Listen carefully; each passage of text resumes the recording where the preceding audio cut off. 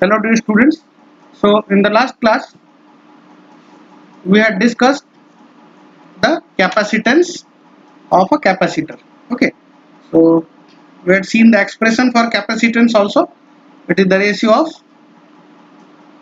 charge upon potential. Okay. So capacitance of capacitor is defined as the ratio of magnitude of the total charge on any one of the conductors and potential difference between the conductors. Okay. Now today we shall see the equivalent capacitance due to the series and parallel arrangement. Okay, so the first is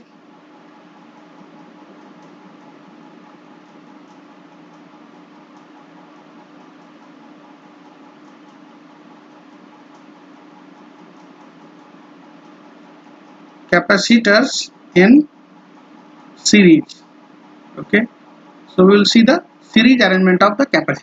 Okay, so let's say we have the three parallel plate capacitors. Okay, and they are connected in series. Okay, across the potential V. So let's say the points are A and B, and the capacitors are C1, C2 and C3. Okay, let the potential across this capacitor C1 is V1, across C2 is V2, and across that C3 is V3. Okay, and there are the charge capacitors obviously. So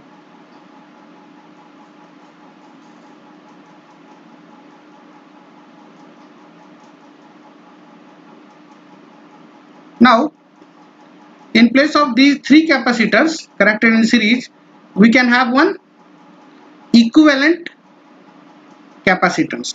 Okay, that will be the equivalent of these three capacitors in series. Okay, so let's say that in place of these three, this series arrangement, we have one equivalent capacitor Ceq, and similar it is connected across the potential V. Okay, so basically what will be the relation between this C equivalent and the three capacitors C1, C2 and C3 connected in series? Okay, so now in the last class we had discussed that what is C? C equals to Q upon V. Okay, so from here what is Q? Q equals to C into V. Okay, so now since the charges are constant, okay, so for this C1 also, for this C2 also, and for this C3 also, we can write this Q equals to C1 V1 equals to C2 V2 equals to the C3 V3. Okay, so from here we can write V1 equals to what? Q upon C1. This V2 equals to Q upon C2, and this V3 equals to Q upon C3. Okay, and what is C equivalent? If we talk about the C equivalent, then the C equivalent equals to how much? It is also, let's say Q charge is there and it is connected across V potential. So from here this V equals to Q upon C equivalent. Okay, now here in the series arrangement you can see there is a potential V1, V2 and V3 across the three capacitors connected in series C1, C2 and C3 respectively. So this total potential will be what? It is the sum of V1 plus V1, V2 and V3. So we can say that this V equals to V1 plus V2 plus V3. Okay, we can write like this. Now put the values which we have written here. V equals to Q upon C equivalent. So we can write Q upon this C equivalent equal to B1 Q upon C1.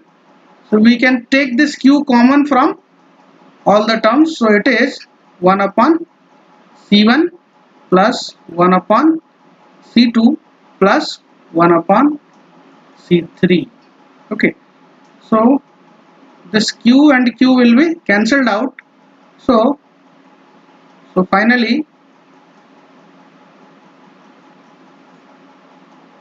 we have 1 upon C equivalent equals to this 1 upon C1 plus 1 upon C2 plus this 1 upon C3. Okay, this is the equivalent capacitance. Okay. So similarly for the n capacitors in series, what we can write? 1 upon C equivalent equals to 1 upon C1 plus 1 upon C2 plus 1 upon C3 plus dot dot dot 1 upon Cn. Okay. So if the three capacitors are connected in series, then the C equivalent can be determined by this formula. For any number of capacitors connected in series, we can get the equivalent capacitance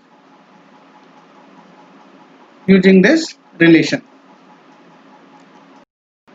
Now we will see the parallel arrangements. So the next topic is capacitors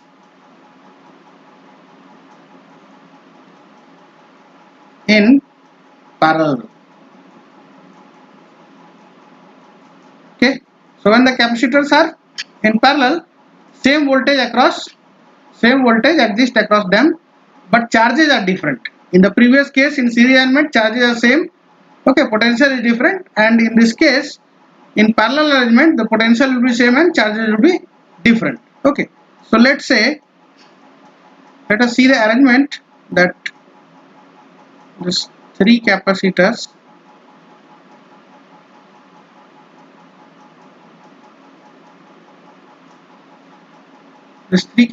are connected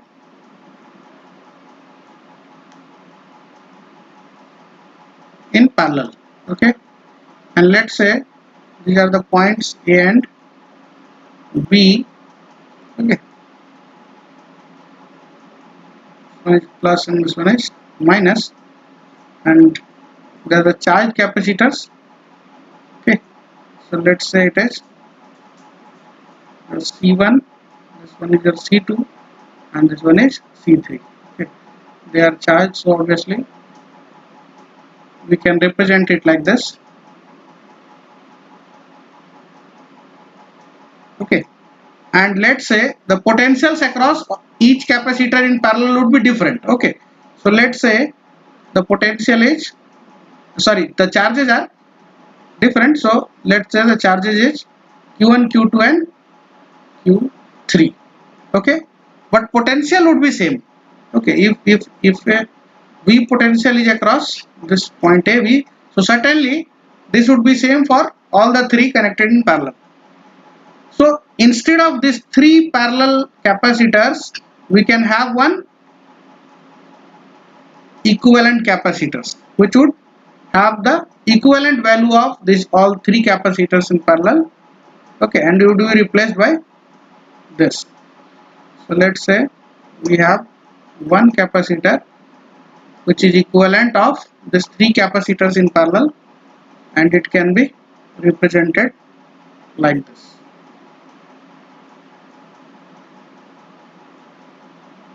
The charge is Q and this one is your C equivalent. Let V be the potential. Okay, so how should we proceed in this case? So we know that the charges are different but potential is same. So by the formula, what is Q1? Q1 equals to what? Q equals to C into V. So Q1 equals to what? C1, and what is the voltage across this capacitor C1? V. So it is C1 V. Okay. What is Q2? Q2 equals to C2V. Similarly, what is Q3? Q3 equal to C3 into V. Okay. So the total charge stored by the parallel bank of capacitor Q is given by. So what is the total charge? So this total charge is Q, and that is being distributed into Q1, Q2 and Q3. So if we consider the total charge, we can write it as the sum of three charges, Q1, Q2 and Q3. Now put these values. Q1 equals to C1B, C2B and C3B. So here it is C1B, C2B and C3B. Okay.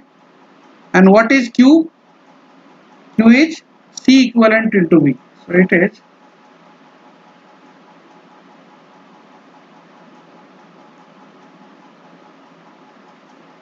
C equivalent into V. So it is C equivalent into V equals to, we can take the V common. So it is C1 plus C2 plus C3. And from here V will get cancelled out. So finally we have this C equivalent equals to C1 plus C2 plus C3. Okay. So this is our C equivalent, and if n number of capacitors are connected in parallel, then what will be the C equivalent? So then C equivalent will be C1 plus C2 plus C3 plus Cn. Okay.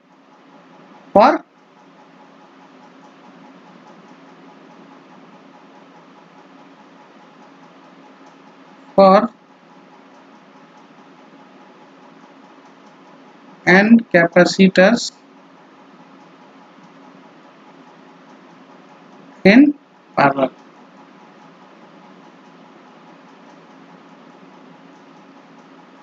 Okay.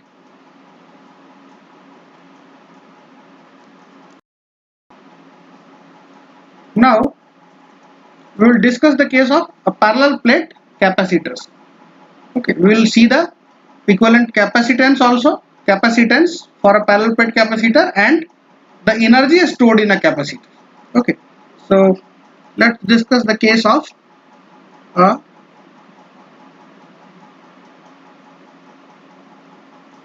parallel plate capacitor. Okay, so consider the parallel plate capacitor, and suppose each of the plates has an area S. Okay, so let us consider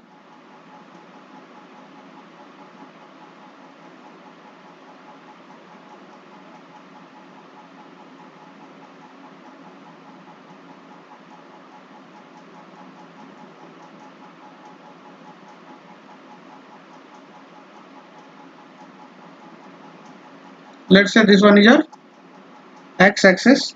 Okay, this is in the origin. Okay, and one parallel plate capacitor is kept on it. Okay, one parallel plate capacitor is kept on it, something like this. Okay, and it is charged. So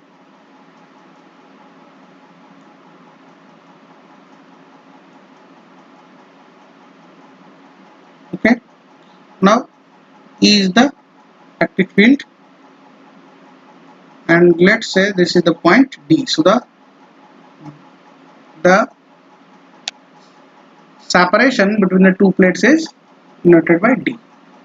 This is the first plate and this is the second plate, and one dielectric is filled inside it.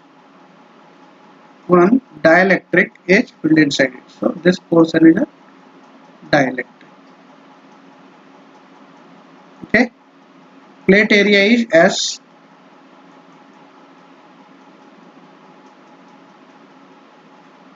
Plate area is S.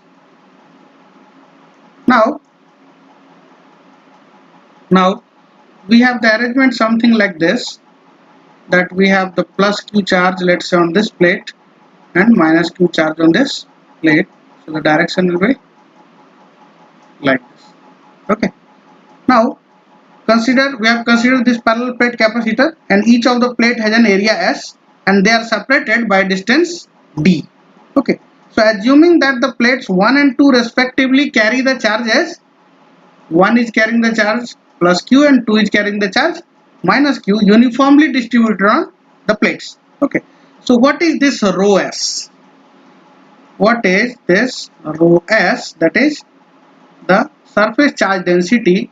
So obviously it is q upon s, the total charge upon total surface. Okay.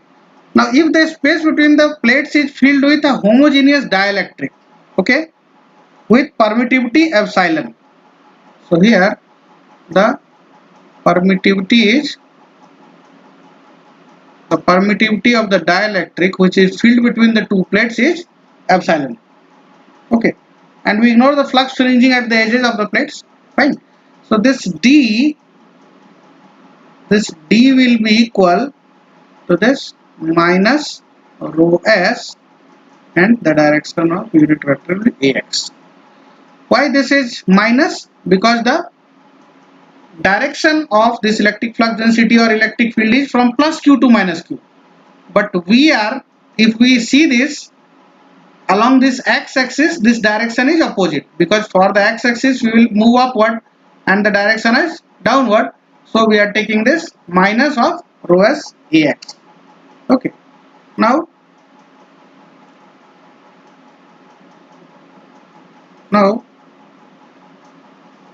this E will be what?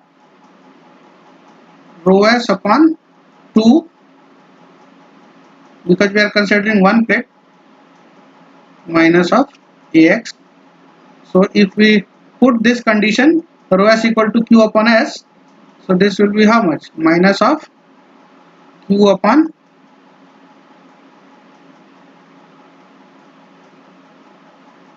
sorry, here it is.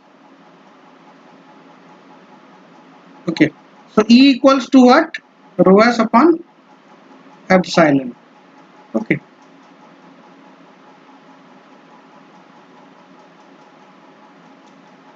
By what relation we can write this?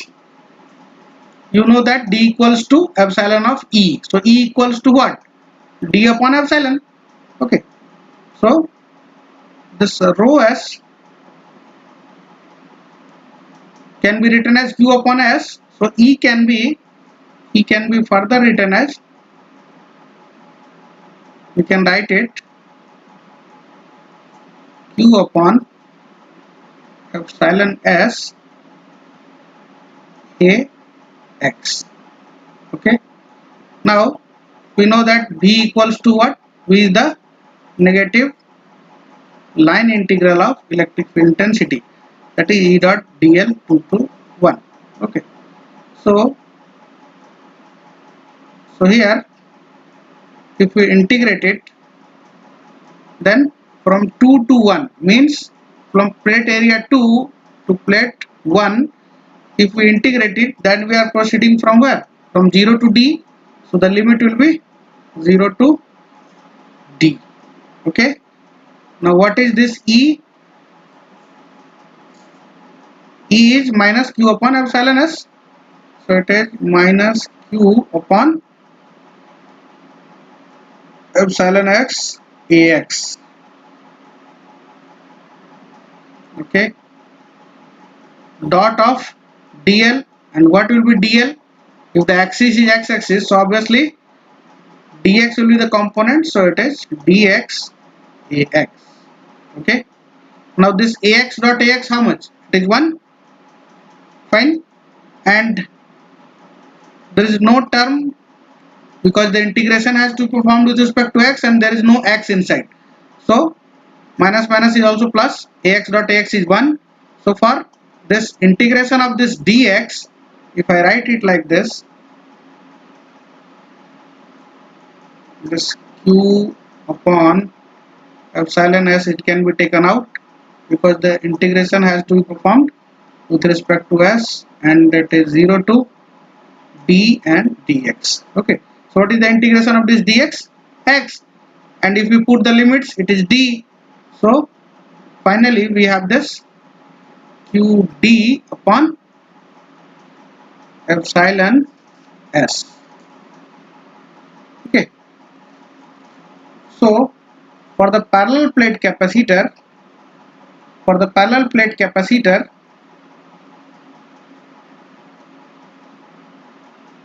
C equals to, this is the value of what? This is the value of V. Okay, and C equals to how much? C equals to Q upon V. So if we substitute here the value of V, so it will be Q upon QD epsilon S. And so finally we have this epsilon S upon D. Okay, so this one is the capacitance for a parallel plate capacitor. Okay, now we will proceed further for determining the relation for energy stored in a capacitor. Now we have derived this relation for a parallel plate capacitor. C equals to epsilon S upon D. Okay, now what is epsilon R? Epsilon R, if we talk about the relative permittivity, okay, of the dielectric medium, so this one is equals to C upon C0. Now what is C? C is the capacitance of a parallel capacitor with dielectric, and C0 is air filled between the plates, means there is no dielectric, that is absolute. Okay, so epsilon R equals to C upon C0. Now let's move forward for determining the energy stored in a capacitor. Okay, so we remember, if we remember, energy stored in a electrostatic field, the formula we had derived, WE equals to half epsilon E square dV. Okay, now since E equals to what? E equals to V upon D. Okay, so this WE will be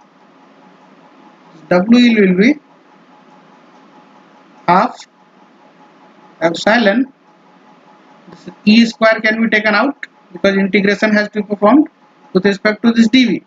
So V square upon D square integral dV.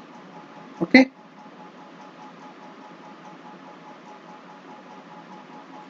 now what is this V?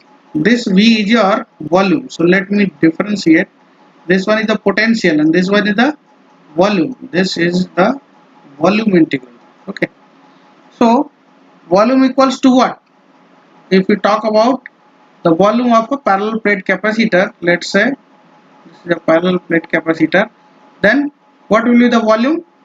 This, if S is the area and D is the distance between the plates, so volume V will be what? S into D.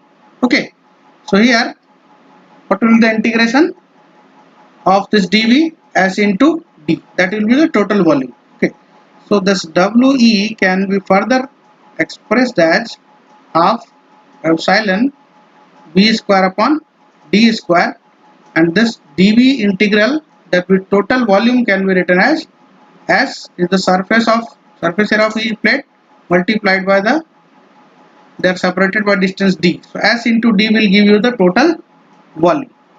Okay, now from here 1 power of D will be deducted. Okay, so this WE is now half epsilon V square S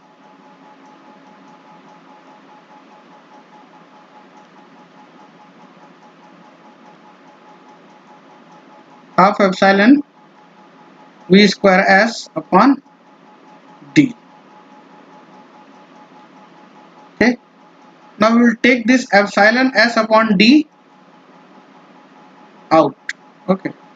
So this WE can be written as half, and this epsilon S upon D. This will take together and V square is left. So it can be expression. Now what is epsilon S upon D? We have just now derived the capacitance of a parallel plate capacitor. Okay. So since C equals to this epsilon S upon D. Okay. So this WE can now be written as this half C V square. Okay. This WE can be written as half CV square, and also we can have the different forms also.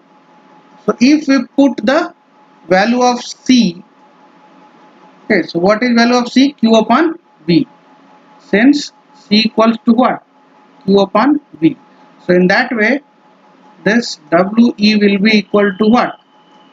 Half into Q upon V into V square. Again, one power of V can be cancelled out. So it is half of QV. So WE is equals to what? Half of Q into V also. It is also one formula. WE equals to half QV. And also if we put the value of V as Q upon C, then this WE can also be written as Q square upon 2C by putting this V equals to Q upon C. So in all the three ways represented here, we can represent the energy stored in a capacitor. This derivation is for what? Energy stored in a capacitor.